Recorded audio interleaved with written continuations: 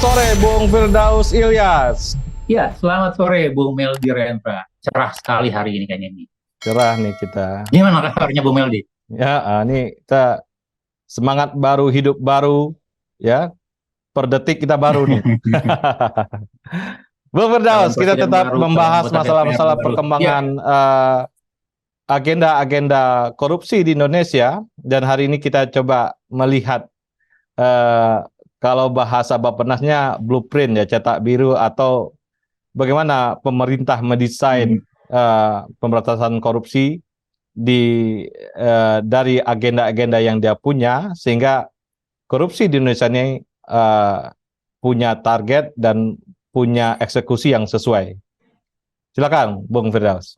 ya, kalau kita bicara dalam konteks grand design, blueprint atau roadmap dalam pemberantasan korupsi, baik itu pencegahan atau penindakan, sebenarnya Indonesia punya ya Bung Meldi. Jadi kalau kita lihat pasca 98, kemudian terbit TAP MPR tentang pemerintahan yang bersih, kemudian tahun 2003 ada UNCIC, Konvensi PBB untuk melawan korupsi, tahun 2003 di Meksiko, kemudian tahun 2006 dengan Undang-Undang 7 2006 kita meratifikasi konvensi tersebut. Artinya apa? Indonesia sebagai bagian dari ratusan negara sepakat bahwa korupsi adalah musuh bersama, begitu. Nah, di dalam konvensi tersebut, di dalam Undang-Undang 7 2006 itu salah satu mandatnya adalah adanya semacam rencana pemberantasan korupsi, baik itu pencegahan atau penindakan, yang terintegrasi, fokus, dan bisa diukur, begitu. Ya. Nah, saya pikir kalau kita lihat dari dari landasan normatif, landasan dasar ini, kemudian itu pada eranya PSBY kita sudah membangun pertama kali itu rencana aksi pencegahan korupsi ya, itu RAN-PK dengan undang-undang tahun 2012, kemudian diperbarui lagi menjadi bukan undang-undang, Perpres, peraturan presiden ya. Jadi bukan undang-undang ya, setelah undang-undang 7 2006 kemudian lahir Perpres 2012 zamannya Pak SBY, kemudian Pak Jokowi merevisi menjadi Perpres 54 tahun 2018, rencana aksi nasional tentang pencegahan tindak pidana korupsi gitu. Nah, kalau kita lihat dari blueprint atau strateginya kita sudah punya begitu. Ya. Nah, tinggal bagaimana di dalam implementasinya. Nah, kalau kita mau coba detailkan lebih lanjut ya nanti teman-teman para penonton bisa berselancar melihat di websitenya Stranas PK gitu ya. Kemudian kira-kira dokumentasinya seperti apa, dokumennya apa saja gitu ya. Kemudian apa saja rencana aksinya. Nah, kalau kita mau coba generalisir, kita akan bagi misalnya pemerintah itu coba membagi 3 fokus utama di dalam rencana strategi pencegahan korupsi. Karena ada sekian banyak persoalan, kemudian diekstrak menjadi 3 fokus gitu. Satu itu yang kita lihat yang strategis adalah fokus dalam konteks perizinan dan tata niaga. Gitu. Karena kalau kita lihat aspek perizinan, tata niaga banyak sekali ekonomi ya black marketnya, kemudian birokrasi yang sangat panjang dan seterusnya. Sehingga itu perlu sebagai bagian dari lahan yang mungkin rentan korupsi, sehingga perlu diberikan atensi gitu ya. Nah, yang kedua di aspek keuangan negara. Jadi kalau kita bicara korupsi gitu ya, keuangan negara. Nah, memang dalam konteks keuangan negara, kita harus lihat tidak hanya dalam konteks ekspenditur atau belanja. Jadi kalau selama ini kita melihat korupsi itu orang karena misalnya menyimpangkan PBJ, tender dikorap atau apa dimainkan, belanja fiktif. Tapi di sini keuangan negara tidak hanya sebagai itu, tapi juga sebagai source of resource revenue, jadi sumber dari pendapatan. Jadi aspek pendapatan juga aspek belanjanya gitu. Nah, kalau kita bicara dalam fokus kedua, kita sangat paham misalnya penerimaan kita belum optimal, baik pajak non pajak begitu ya.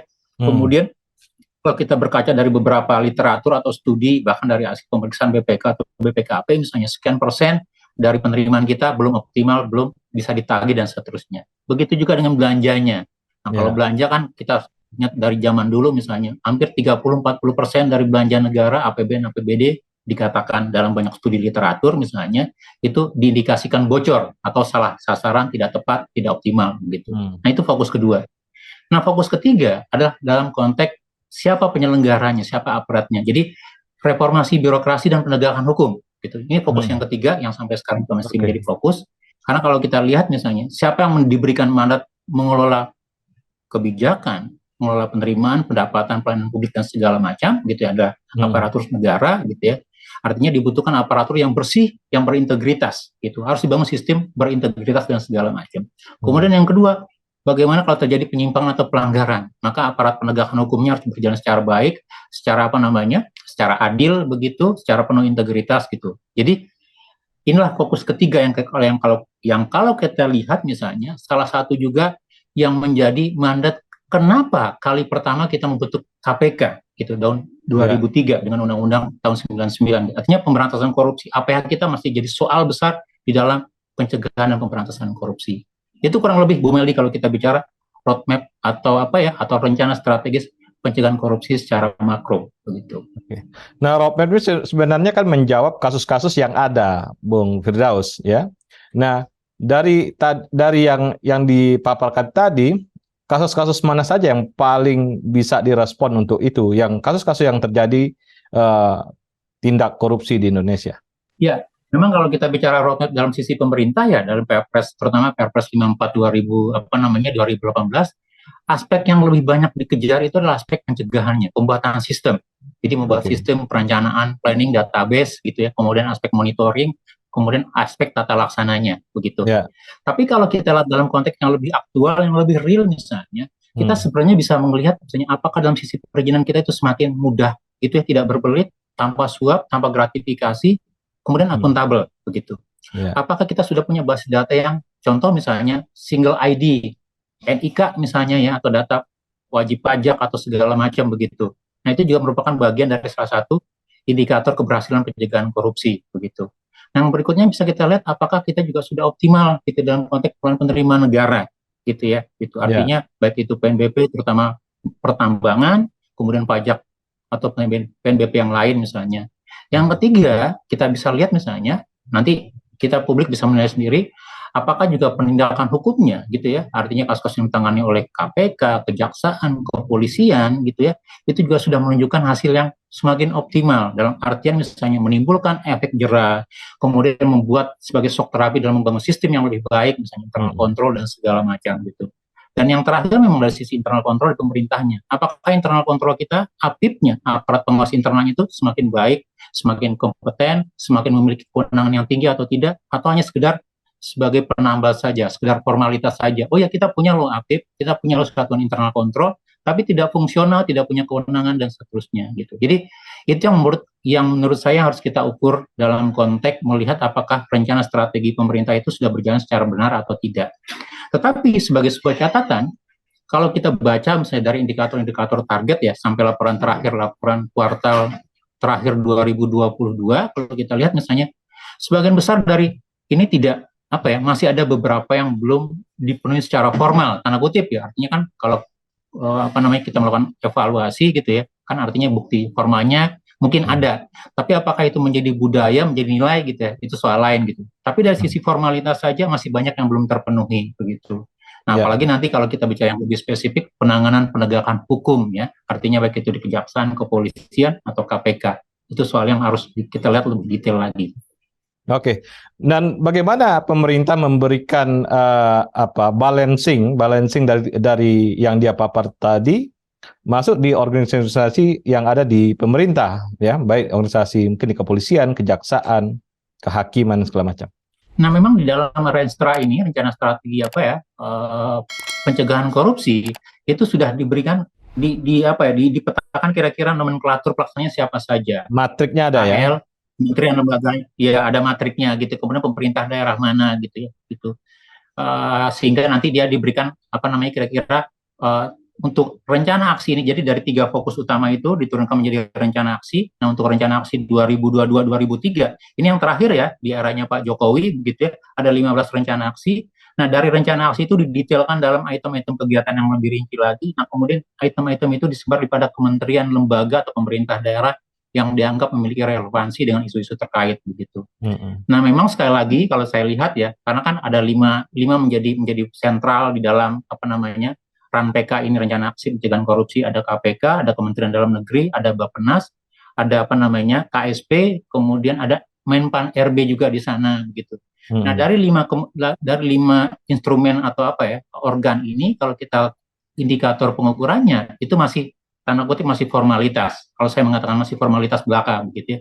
Tapi apakah substansinya gitu ya, atau misalnya hal-hal yang memang sudah membangun kultur atau budaya itu belum terukur sama sekali. Jadi salah satu PR kita, hari kalau kita bicara Stranas PK gitu ya, dari 2012, dari eranya Pak SBY sampai sekarang misalnya, mostly sebagian besar dari program-program aksi itu masih bersifat formalitas gitu. Kita ambil contoh misalnya seperti yang di kita sebelumnya ya, kita hanya sibuk membangun zona integritas gitu. Kita buat pelangnya, kita buat spanduknya. Tapi apakah integritas itu dirasakan sebagai value? Tidak, belum tentu juga begitu. Wilayah bebas bersih melayani tanpa korupsi misalnya, itu hanya masih menjadi jargon sebagian. Tapi apakah itu diterapkan gitu ya? Kayaknya kita harus evaluasi lebih lanjut lagi begitu. Saya membandingkan pemerintah punya program misalnya keluarga berencana ya, dan semua lini itu kan jalan dan itu terlihat di masyarakat bahwa program keluarga berencana itu jalan gitu loh. Nah ini kan di pemberantasan korupsi ini gimana, Bung Firdaus? Saya hanya cuma lihat zona integritas doang yang terlihat. Betul. Gitu. Jadi kalau kita lihat secara fisik ya publik ya, yang kita lihat kan adalah banyak spanduk-spanduk, banyak kalau Menpan RB mengeluarkan misalnya, oh ya dari sekian yang di asesmen dinilai misalnya, oh ya satkernya sudah memenuhi zona integritas, wilayah bersih melayani tanpa korupsi dan segala macam. Tapi ketika kita ke sana, gitu ya, ke lapangannya, ke site-nya, kemudian kita rasakan pelayanannya, kemudian iklimnya, nilainya, kayaknya belum semua begitu. Walaupun dikatakan misalnya dalam setiap laporan lakip ya, laporan kinerja disampaikan, oh ya kami sudah mendapat dari sekian satker kami semuanya sudah mendapat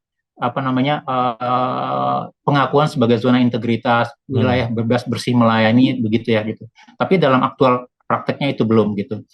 Nah memang kekurangannya adalah kalau saya lihat ya, nanti bisa menjadi bahan evaluasi untuk berikutnya misalnya, kita belum melakukan monitoring secara aktual, secara proporsional begitu. Karena monitoring kita atau pengawasan kita masih bersifat paper, tanda kutip ya, pemenuhan regulasi, ada undang-undang sekian, oke dipenuhi, berarti memenuhi begitu ya. Tapi apakah undang-undang itu sesuai dengan kebutuhannya misalnya, dengan konteksnya. Jadi kalau kita lihat kan di masing-masing kementerian, lembaga, pemerintah daerah itu punya konteks persoalan yang berbeda. Walaupun untuk isu yang sama begitu ya gitu. Nah, apakah regulasi kebijakannya, kode etik atau standar lainnya sesuai dengan konteks yang mereka hadapi atau tidak? Kemudian yang kedua, apakah konteks itu menjadi bahan evaluasi untuk mereka atau tidak? Kemudian ditingkatkan secara berkelanjutan atau tidak gitu. Nah, ini yang belum ada begitu. Jadi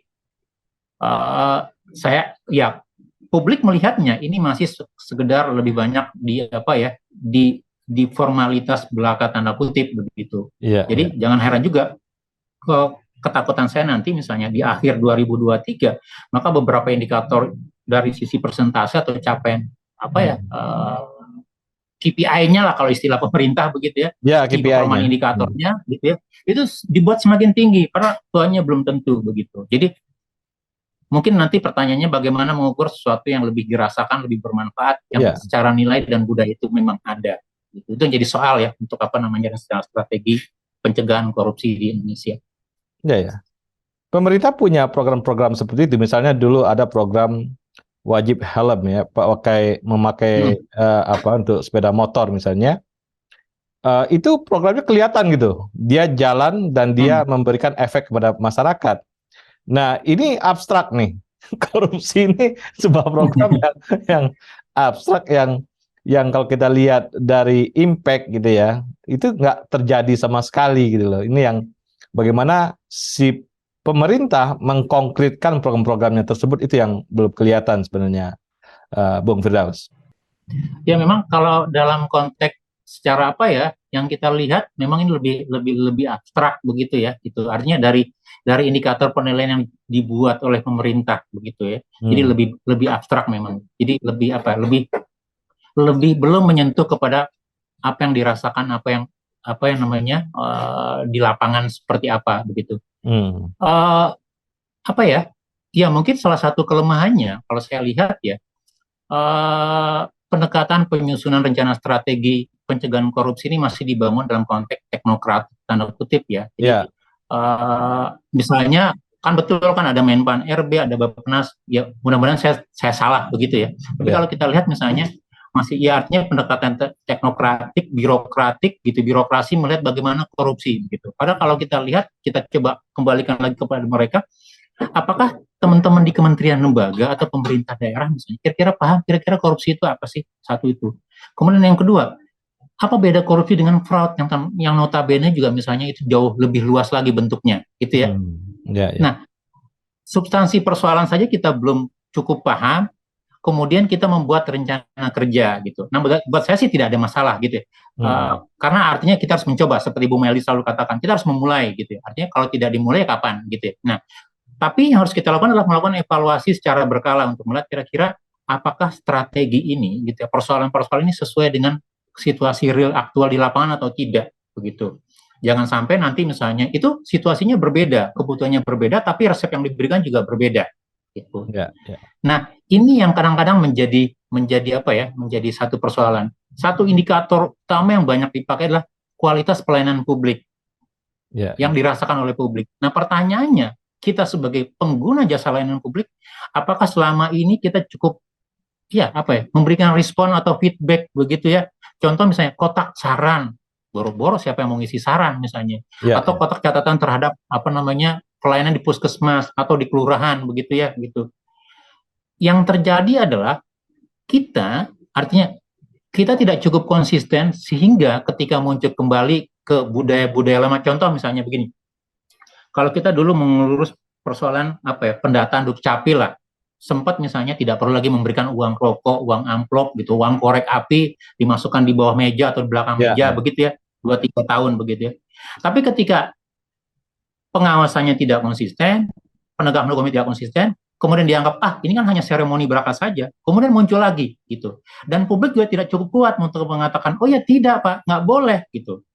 Sehingga akhirnya muncul lagi sebagai semacam ya kalau istilah-istilah genitnya kan corruption fight back begitu ya, atau misalnya fraud action is come back gitu. Jadi sesuatu yang hanya temporary gitu ya, tapi tidak menjadi nilai, tidak menjadi budaya gitu. Nah, pertanyaannya di rencana strategi atau roadmap pemberantasan atau pencegahan korupsi kita, bagaimana membangun suatu sistem nilai budaya, kemudian juga monitoring dan penindakannya secara konsisten sehingga itu menjadi budaya baru. Paling tidak kan kita butuh 1 generasi misalnya atau 2 generasi. Gitu. Dan itu tantangannya menurut saya.